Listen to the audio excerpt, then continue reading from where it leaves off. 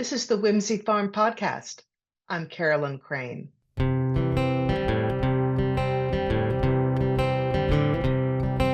a big wide world right out your door. Good people doing good things. Whoa, it's a big wide world.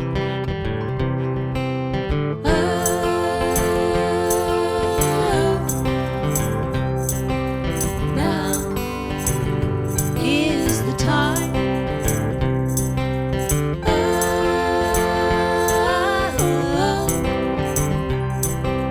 Now is our time. Welcome, everyone, to episode 32 and another segment of Poetry Sustains with Maryam Barrie. Today, Maryam guides us as we take a deep dive into the life and work of Federico Garcia Lorca. Welcome, Maryam.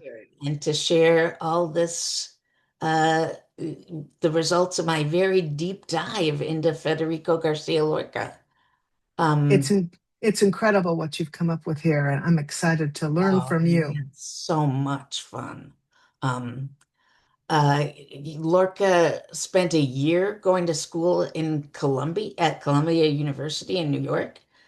And while he was there, he wrote A Poet in New York, which is just amazing for anybody who's up for reading a book-long poem.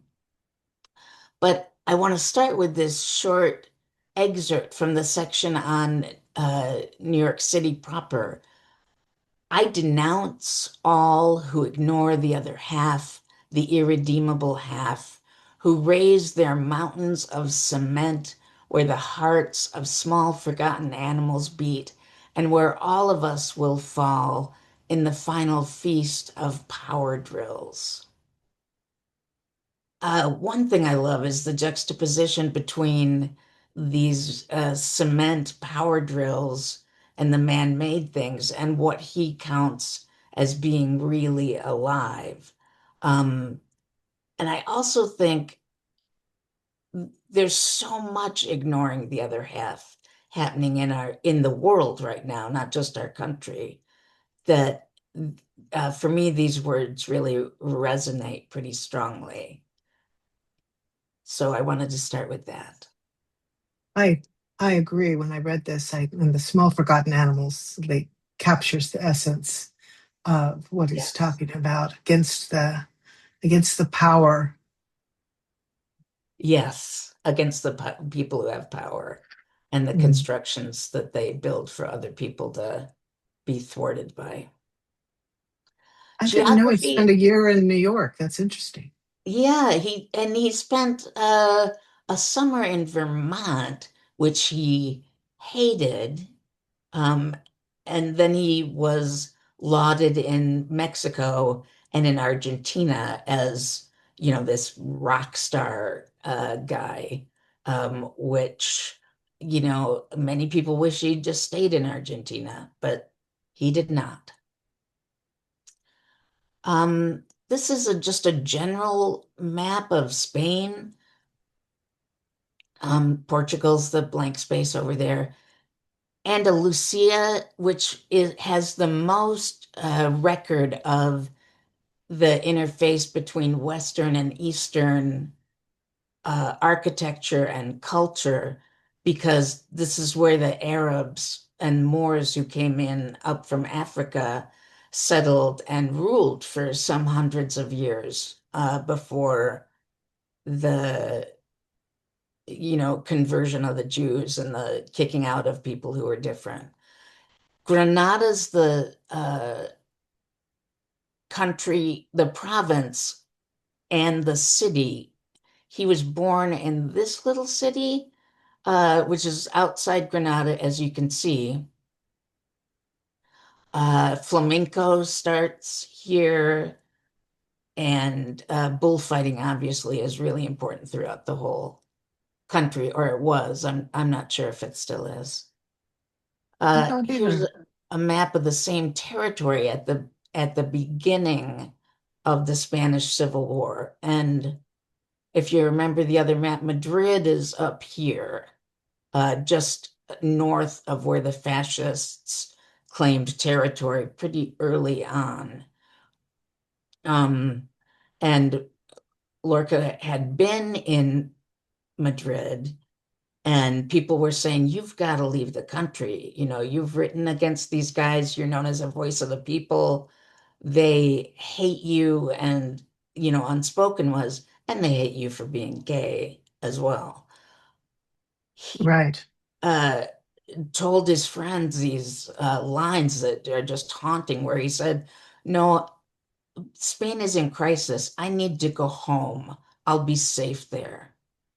And Oh, that did not work out because they murdered him. So, and it shows how the map shows how divided Spain was during that time and how many factions were fighting against one another. And, had it been more of a fascist against one unified group, they might not have gained power in the way that they did, even though they were funded by Mussolini and Hitler. So, you know, Utah Phillips said to me, and I know to others, that around the turn of the century, if you really want to understand what's happening now, you must understand the Spanish Civil War. oh my goodness.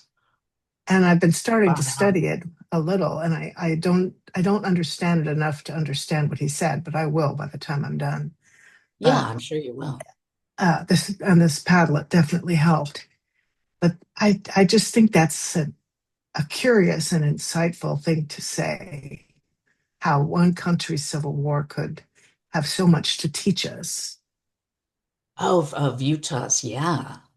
Yeah, and he's exactly right because the factions and the othering that happened just gave the fascists license to stamp their big fat boot all over the whole country.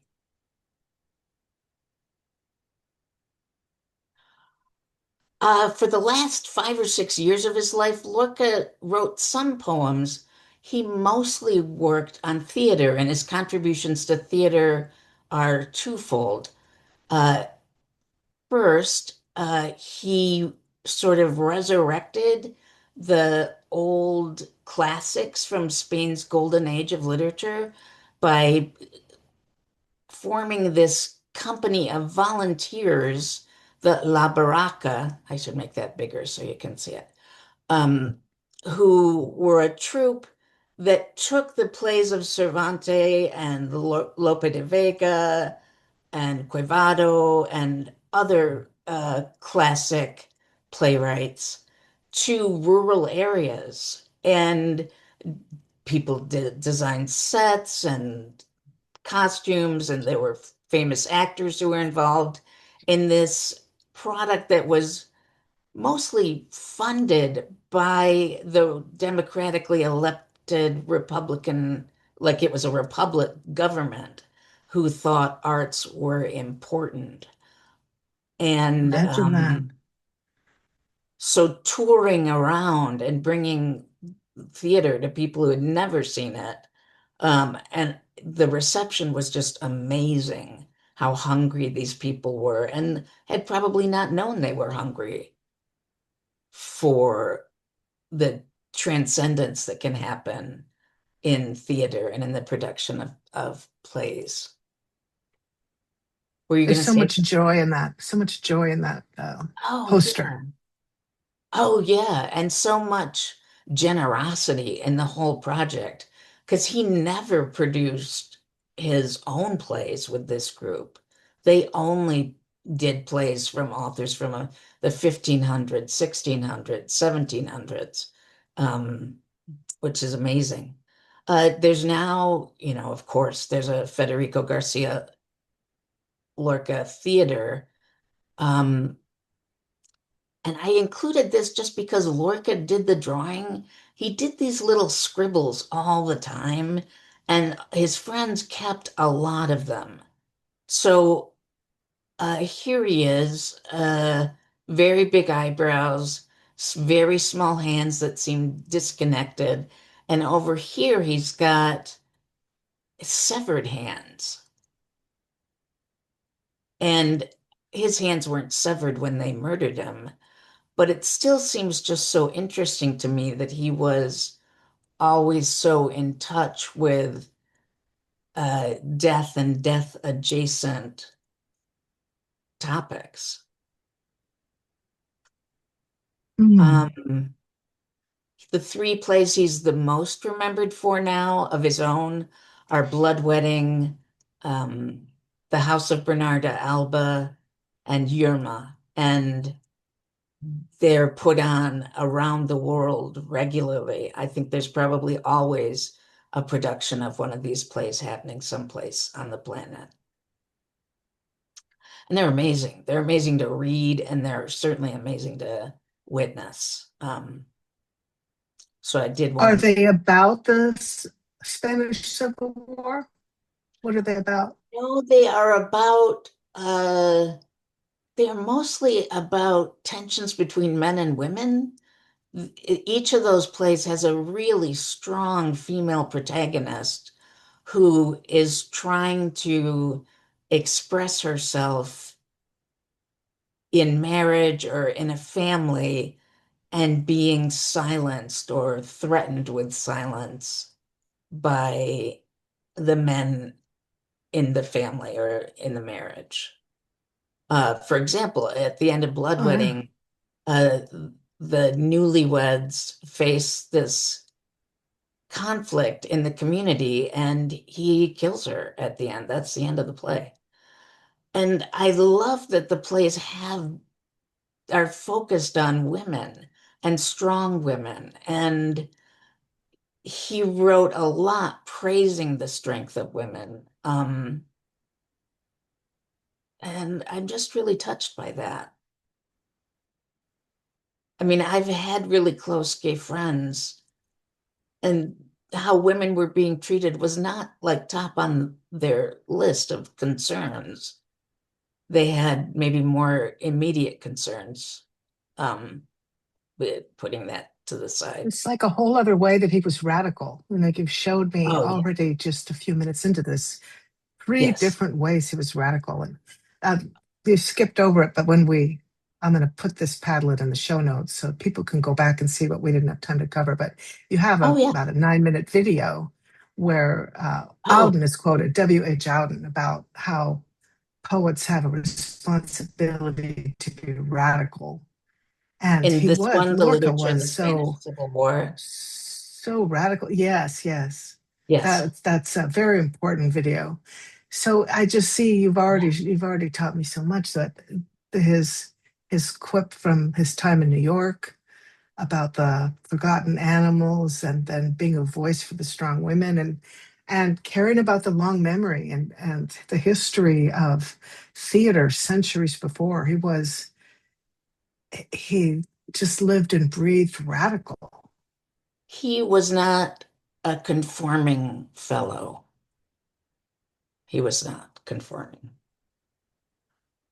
Duende is a concept that existed long before Lorca, and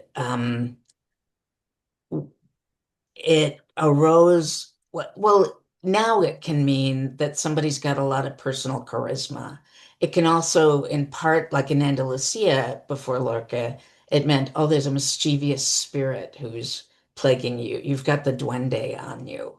Um, he used the term to talk about a quality that made art meaningful and emotional.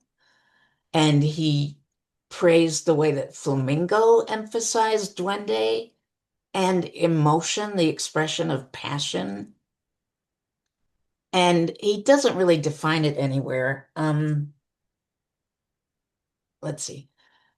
This is from a wonderful biography I read by Leslie Stainton. He wrote, all that has black sounds has duende, and there is no greater truth. These black sounds are the mystery, the roots fastened in the mire that we all know and ignore, the mire that gives us the very substance of art. I'm going to stick over the parenthetical.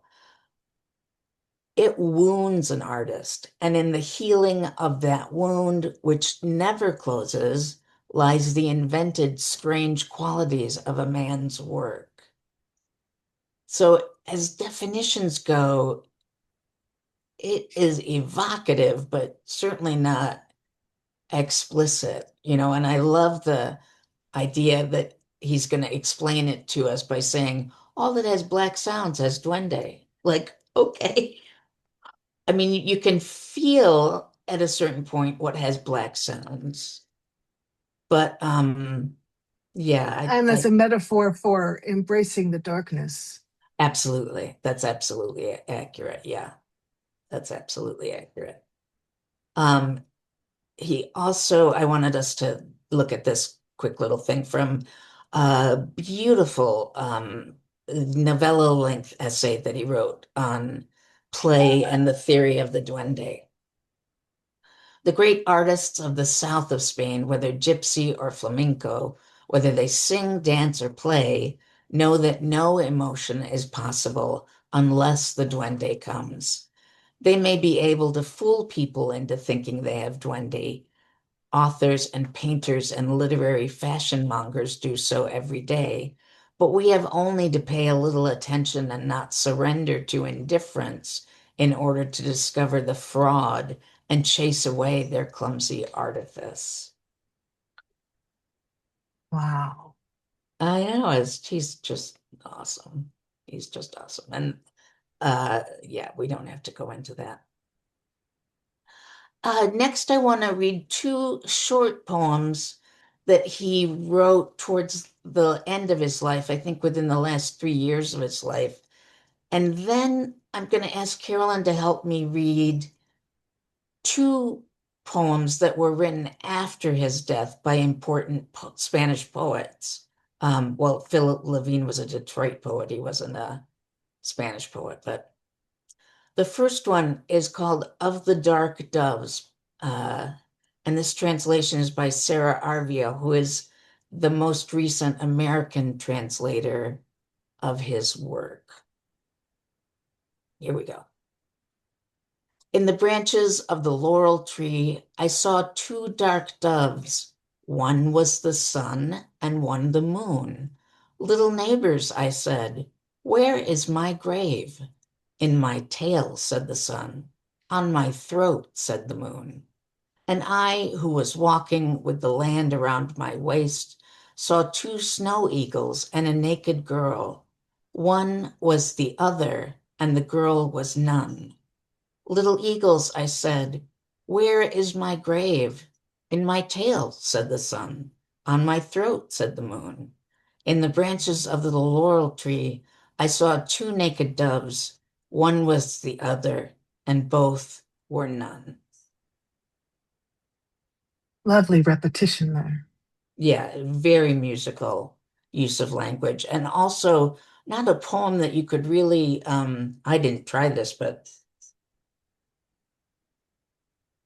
if I asked AI to summarize the poem, I don't know that it Mm. could say anything meaningful because this is so interior. I mean, when he says with the land around my waist, I get an image of him striding through the land. So the land is part of him. Um, and this But he questioning breaks where he breaks through boundaries. he does. He does, and he makes many imaginative leaps. I'm also touched by the repeated question, where is my grave? Given that no one knows where his grave is, I find that particularly poignant. Yes, Yeah. and prophetic. Yeah. I want to say how beautiful these are in Spanish too. And you inspired me to. I got this collected poems with several of the translators that you use here, Oh, and there's a lot of Galway Canal in that one. I've just been like randomly opening this book at bedtime and reading a few stanzas in Spanish The Spanish is Nice. on one side and the English is on the other, and then reading the same stanzas in English and then going back and forth. And it's such a fun way to play with the words and the language. And Oh I my gosh. noticed just how beautifully he translates. He it translates so amazingly from There are Spanish to so many English. different ways to translate him. And I started off telling myself I would buy no more than two translations. And I think I now have eight. So, yeah, that's probably no surprise to anybody. Yeah, no surprise, No but surprise. also an important. How do the translations? What do they have in common? Let me ask you that, so we don't get too far afield from. Um, some of them have uh similar words or similar concepts, but oftentimes a translator will focus on a particular detail and it will be slightly different from the Spanish. And sometimes in meaningful ways, and sometimes for me in less satisfying ways. Just to, be a time travel person very quickly. This is what the poem will end with. Lament for Ignacio Sanchez Mejias, a bullfighter that Lorca was close friends with. There's this repetition of at 5 in the afternoon, exactly 5 in the afternoon. And in the Sarah Arvio translation of that poem that's on the Poetry Magazine website, she shortens that to at 5. It was 5. And uh, I kept looking until I landed on this collection which was the first British translation of Lorca and by Merwin Williams. And I found her version of that particular poem a lot more resonant for me. And from the little I can read in Spanish, I thought it was more accurate. Thank you. Yeah. The other short poem, Gazella, is an Arab form of short poems. And Lorca, loved to play with the Arab heritage that's part of Andalusia. Oh, and I forgot to mention this other thing over here. Uh, he grew up very close to the Alhambra, which is this magnificent Moorish structure that still exists. And he would walk there and walk alone through the grounds, having it all to himself before it was a tourist location. And I think the mythic quality, you can see the mythic quality in this picture for sure. Um, Yes, yeah, gorgeous. yeah. And it's got the traditional Arabic or Persian kind of garden that highlights water as a feature. Fascinating. Yeah. So Casilla of the Dark Death by Federico Garcia Lorca, translated by Robert Bly. I was really glad to find a translation by Robert Bly that I wanted to use because he was the first translator I read of Lorca's poetry. He's one of the first poets I read. I've always been a Bly fan. I saw Oh, him. great. I saw him in my 20s in a theater in San Francisco, and it blew my mind. I Also, the saw him a couple repetition, the times. repetition with him Yeah. is reminiscent of the repetition in Lorca. Yeah, and I think he learned a lot from Lorca. He was a Mhm. funny person to see in performance with his little Baliaki and his let the beauty you love be what you do. Yeah, That's yeah, what he he's said the great. 3 times I saw him. So here we go. I want to sleep the sleep of the apples. I want to get far away from the busyness of the cemeteries.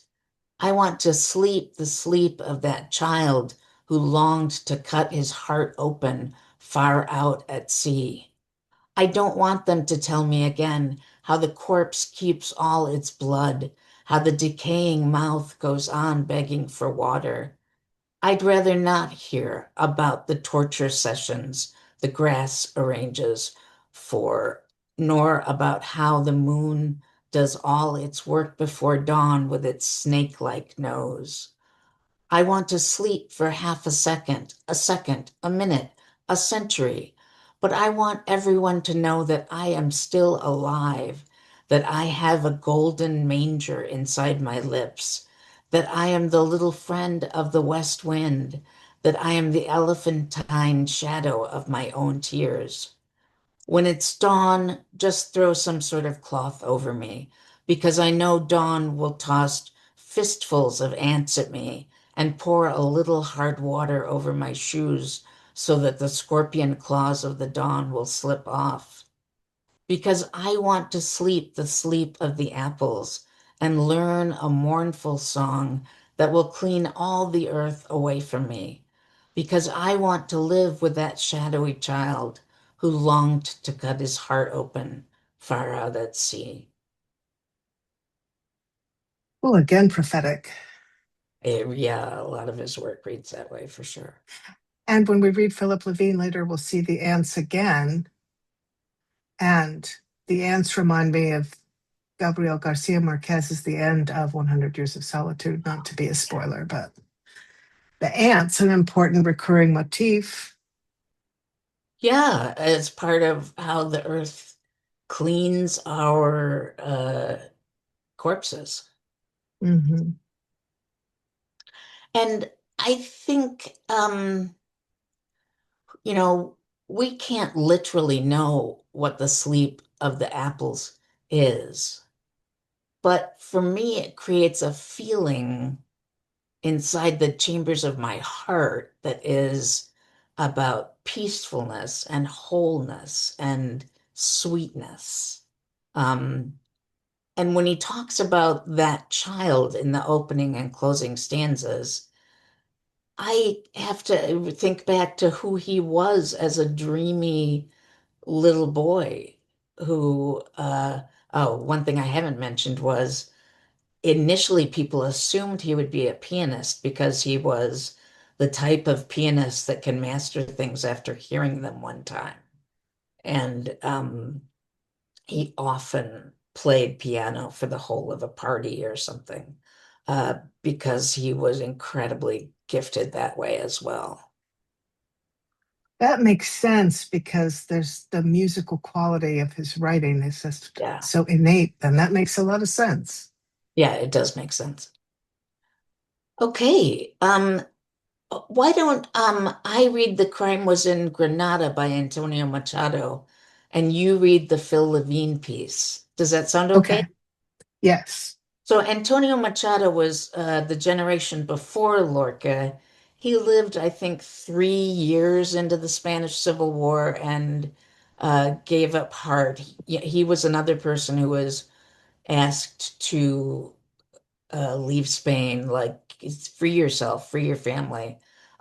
He wasn't killed by the fascists, but it's easy to think that he was dead of a broken heart at what was happening to his country. The crime was in Granada. Granada is where Lorca was born and where he was murdered. And um, it too uses repetition in some satisfying ways. Let me scroll. Uh, so there's in the first section.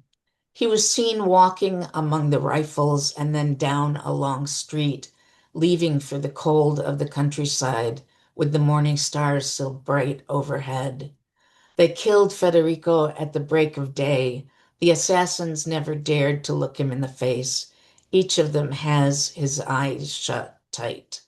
God won't save you, they shouted, and Federico fell dead, blood on his clothes, lead in his black. Let it be known that the crime was done in Granada, poor Granada, in his Granada. The Poet and Death, Section 2. He was seen walking alone with her, unafraid of her sickle. The sun was already lighting the towers. Hammers were sounding, striking and clanging in the forges. Federico spoke to her, playing up to death. She was listening.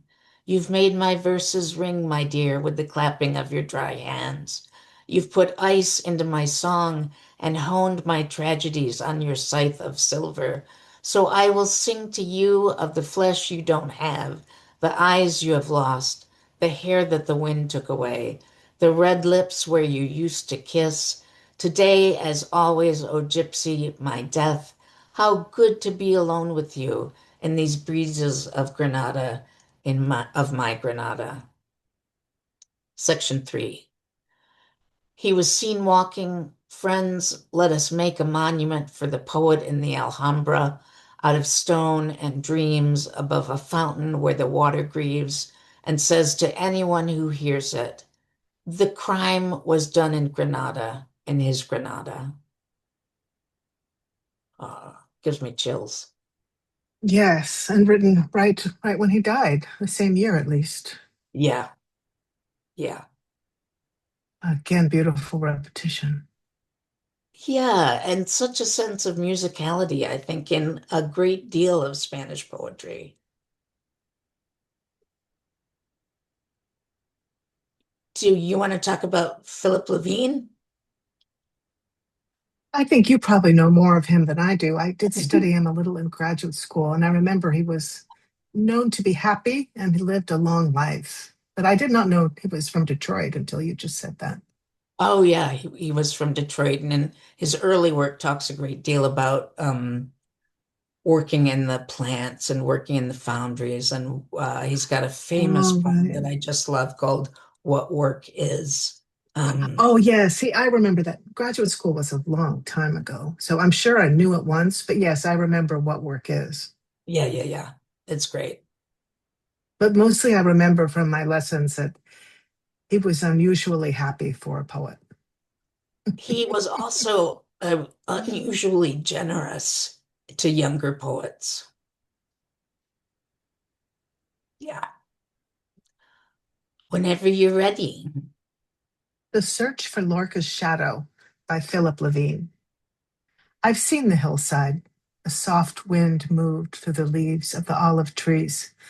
Yes, this is a poem about historic death. It would be incomplete without hillsides thick with olive trees, their leaves turning silver as the land wind shivers them. The earth, by which I mean the soil, the dirt, is a metallic gray covered here and there by a loamy dust, which may or may not shift in the breeze. The ants come and go doing their dull work. They are alive. They are going about the business of their lives, building their dwellings, providing, eating as best they can. They do not remember the victim. They do not even know his name, his voice, which rings still in the voices of others, his dark hair fallen across one eye, his rages and jealousies, his body clothed in worn cotton garments sewn by hand. Were he alive, he could look carefully at the blood-stained shirt, count the stitches that attach the cuffs, and tell you, no, this is not the work of my grandmother.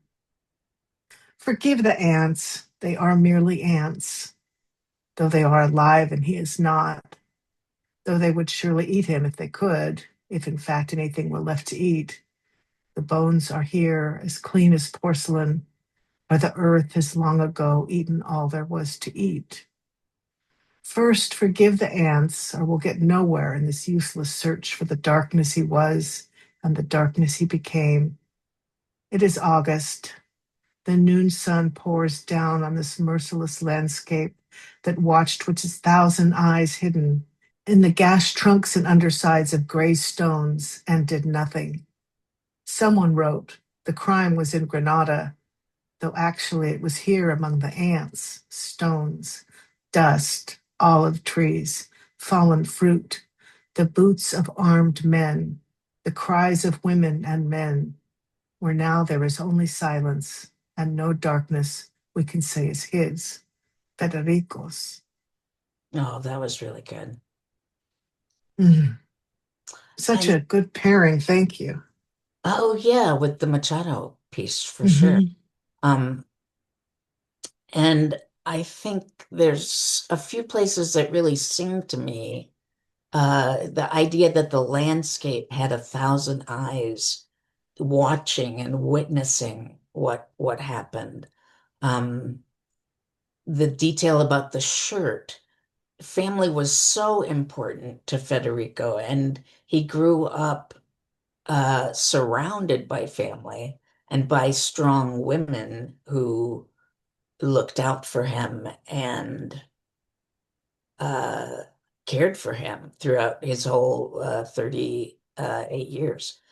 Um, and one thing I should have said at the beginning, Carolyn, is that I wanted to do this for our August show because it's going to be the 90th anniversary of his death on August 19th. Um, Yes. and I thought it would be sweet to mm, pay some attention to what he did during his lifetime and how he was remembered, um, to honor that or rewrite that probably is more accurate. Yes. The long memory again. Yeah.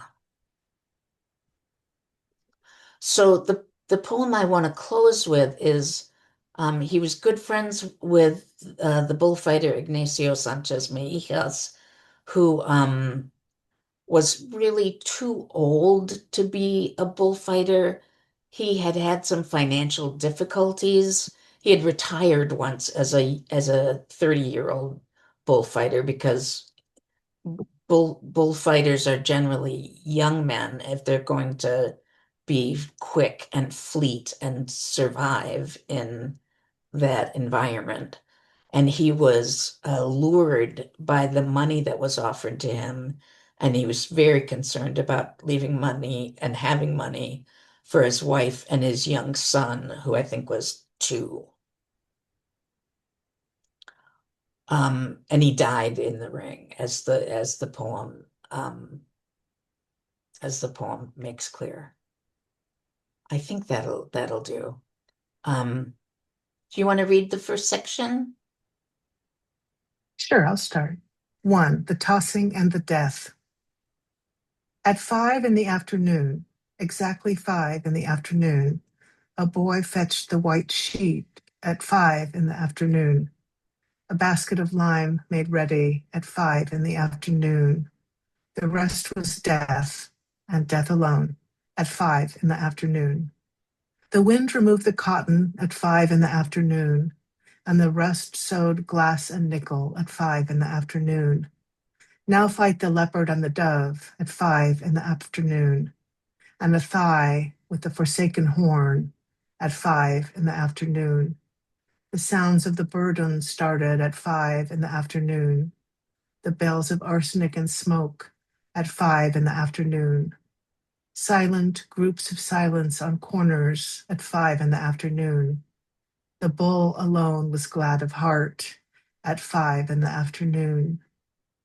When the sweat of snow was falling at 5 in the afternoon, when the ring was covered in iodine at 5 in the afternoon, then death laid eggs within the wound at 5 in the afternoon, at 5 in the afternoon, exactly 5 in the afternoon. The bed is a wheeled coffin at 5 in the afternoon. Bones and flutes ring in his ears at 5 in the afternoon. The bull roared through his forehead now at 5 in the afternoon. The room was luminous with pain at 5 in the afternoon. Far off the gangrene coming at 5 in the afternoon. An iris horn through his green groins at 5 in the afternoon. Like suns, the wounds were burning at 5 in the afternoon.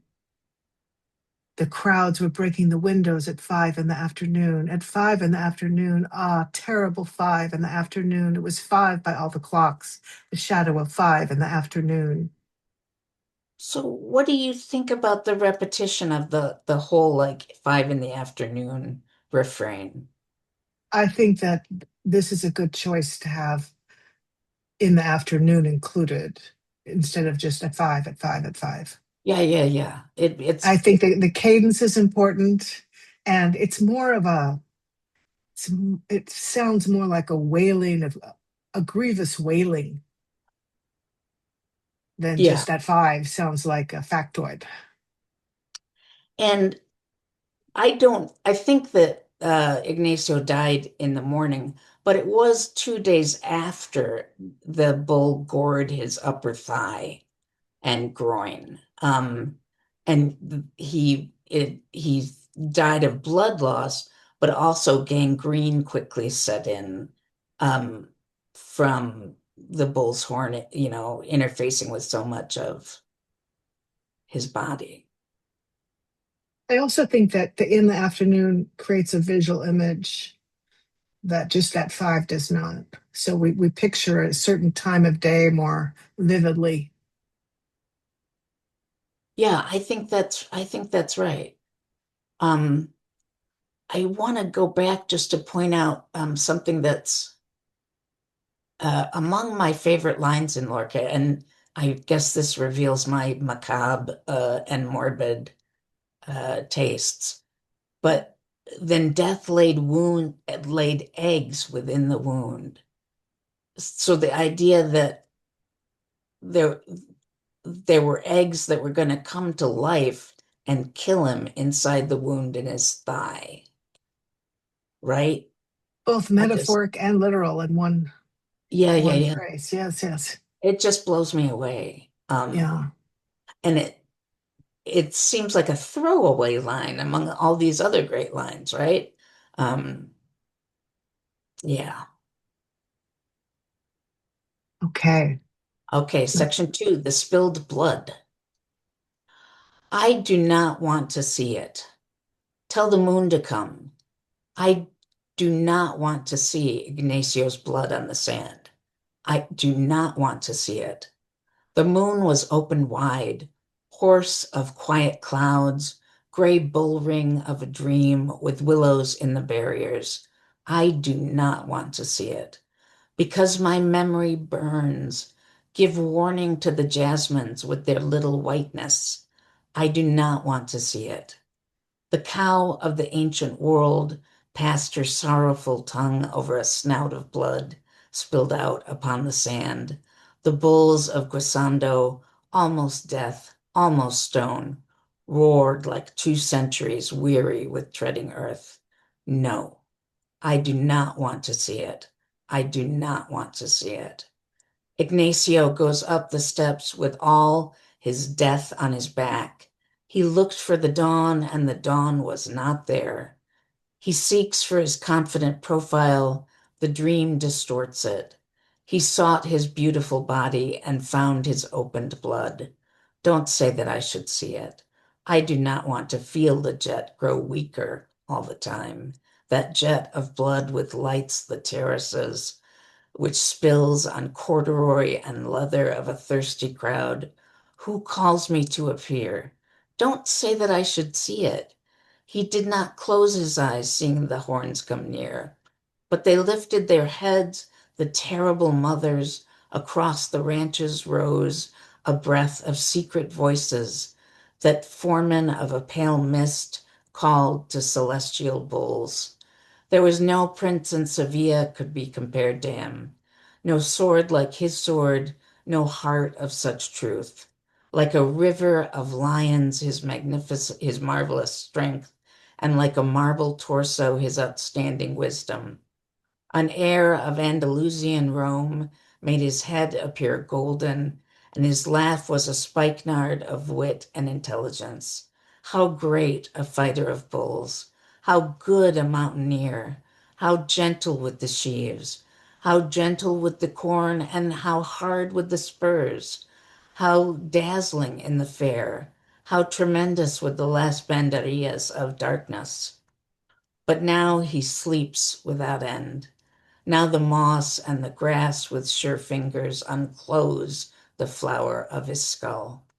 And now his blood comes singing through marshes and through meadows, sliding down stiffened horns, wandering soulless through fog, stumbling on thousands of hooves like a long, dark, sad tongue to form a pool of agony by starry Guadalquivir. Oh, the white wall of Spain, O black bull of sorrow, O hard blood of Ignacio, O nightingale of his veins. No, I do not want to see it. There is no cup to hold it, no swallows that can drink it, no frost of light to chill it, no song and no flood of lilies, no glass to make it silver. No, I do not want to see it. We really see the dramaturg Oh, in the yeah, poet here. yeah, Yes. yeah, yeah. And for somebody who keeps saying, I don't want to see it, he is seeing it. He's imagining every step of the death that's coming for Ignacio. Yes. And I guess there are two spots in here that seem just magical to me. And the first is give warning to the jasmines with their little whitenesses. Um, I don't know if you've probably seen jasmine bloom. Um, Yes. I used to have some in my yard. I've killed some jasmine. That's my experience. And I know that the flowers are, despite their smallness, the for perfume is vast. And I love that he pulls that in here. And the other thing that I really So, love is, that had gone by me. I like how the repetition shifts to from 5 in the afternoon to I do not want to see it. yeah, yeah, I like that too. Now the moss and the grass with sure fingers unclose the flower of his skull. And some translations go, open the flower of his skull. And I love that Merwin Williams here says, unclose the flower of his skull. The idea that our skulls are blooming with something after death. It's just beautiful to me. 3, the body laid out. The stone is the forehead on which dreams are moaning, no winding water, no frozen evergreens. The stone is a shoulder to carry time with trees of tears and ribbons and planets. I have seen gray rain flow toward the waves, lifting its tender, riddled arms, not to be caught by the outstretched stone, which loosens limbs and doesn't soak up the blood. For the stone gathers seeds and dark clouds, larks, skeletons, and wolves of shadow, but it gives no sound, neither crystals nor fire, only bull rings, bull rings, bull rings without walls. Now the well-born Ignacio that lies on the stone, it is finished. What is happening? Look at him. Death has covered him with pale sulfurs and has placed on him a dark minotaur's head. It is finished. Rain penetrates his mouth. Air leaves his collapsed chest like a mad thing. And love, sodden with tears of snow, warms itself above the herd of cattle. What are they saying? A bad smelling silence. We are with a laid out body that is fading, with a noble form once rich in nightingales, and we see it filled with bottomless holes. Who is wrinkling the shroud? What he says is not true. No one may sing here, or weep in a corner, or prick his spurs, or frighten the snake. Here I want only wide open eyes to see that body. Rest is impossible. Here I want to see men with strong voices, those that break horses and dominate rivers, men whose skeletons rattle and who sing with a mouthful of sun and flints. Here I want to see them in front of the stone, in front of this broken rained body. I want them to teach me where there is a way out for this captain bound by death. I want them to teach me a lament like a river which has swift mists and deep banks to bear Ignacio's body and let him disappear without hearing the bull's double panting.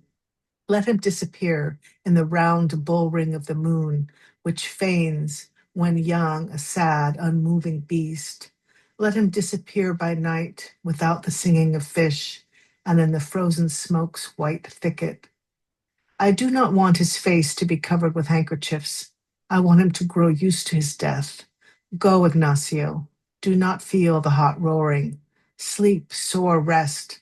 The sea dies too. Wow. Well done. I just felt when you read it aloud, you may feel the anger of the grief coming through.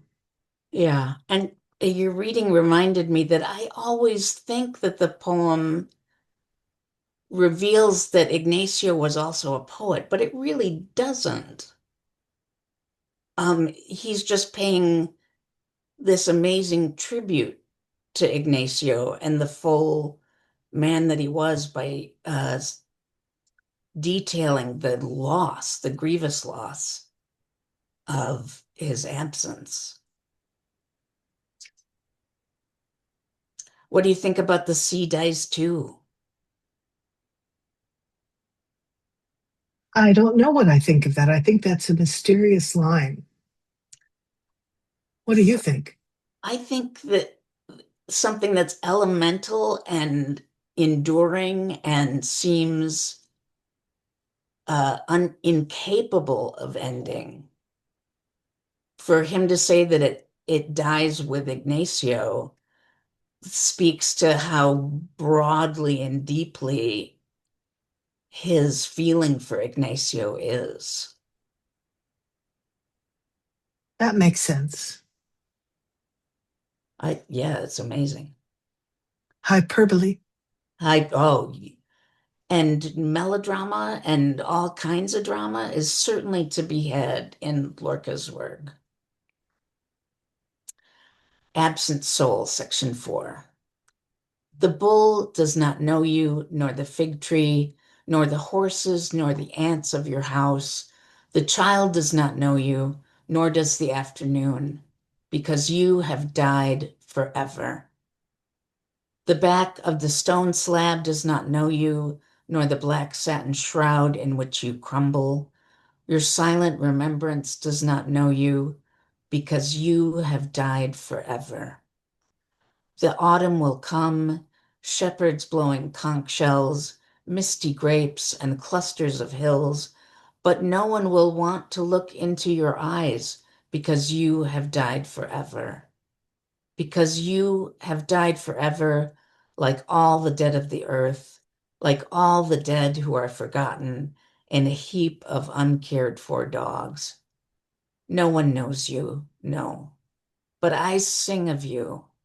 I sing of your grace for posterity, your profile, your maturity of thought, your love for death and the taste in his mouth. Not for a long time will be born, if at all, an Andalusian so noble. I sing of his elegance with words that moan and remember a sad breeze among the olives. I love that he comes back to the olives and the ants. I know, yeah, I noticed that too. I hadn't really registered it before in that way. And this line about like all the dead who are forgotten in a heap of uncared for dogs. There were four soldiers who were given the order to fire on Lorca and the three other men that were taken out that morning for murder. And they all said, we buried them in a clump like dogs. So it's another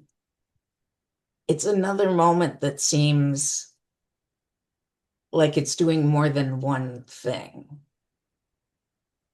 Prophecy again. The traces are there in his work if you're looking for them. It's a beautiful piece. And I guess the last thing I'll mention is uh, what Robert Bly said about him. He said, there is no other poet like him in the history of poetry.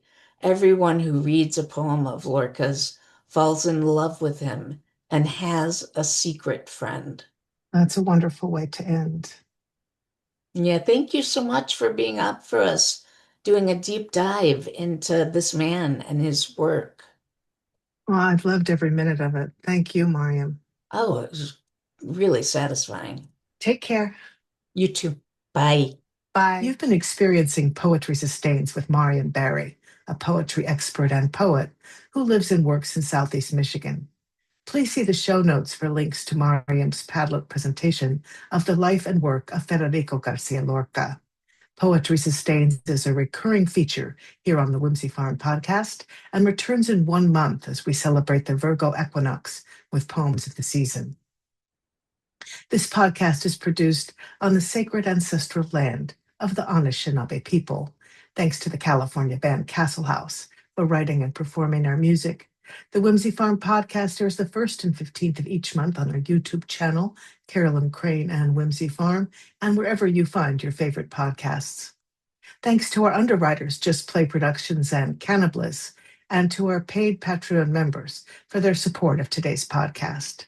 If you'd like to offer your support, please visit my website, whimsyfarm.net, and click the Patreon link to find a level of support that's right for you.